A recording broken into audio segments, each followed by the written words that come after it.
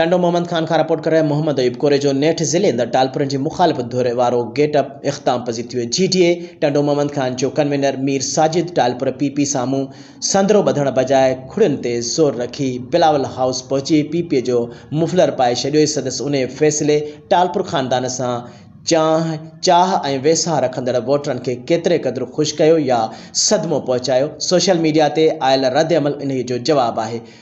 खैर, Pakistan peoples party के ललकारींदड़ बाक़ी उम्मीदवारनि मां पीर अहमद सईद सरहंदी जेको न सिर्फ़ पंहिंजी ललकार ते साबिते क़दम बीठो रहियो बल्कि टिकेट तां खटियल ज़िले काउंसिल वारी सीट बि खेनि मोटाए ॾिनी आहे।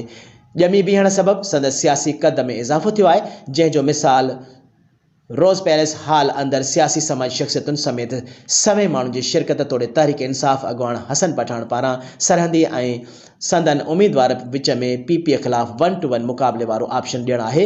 होॾां मीर साहबनि जे फ़ैसिले खां पोइ PP मुख़ालिफ़ वोटरनि जो रुख़ सरहंदी तरफ़ आहे, जंहिं बाबति साॻे तक तां फार्म रद्द सबबि ॿाहिरि थींदड़ मुर्तज़ा लगारी चवाणी त तक वासियुनि लाइ सरहंदी वाहिद उम्मीद आहे जेको खेनि लाभाइतो बावकार जियापो ॾियारे सघे थो।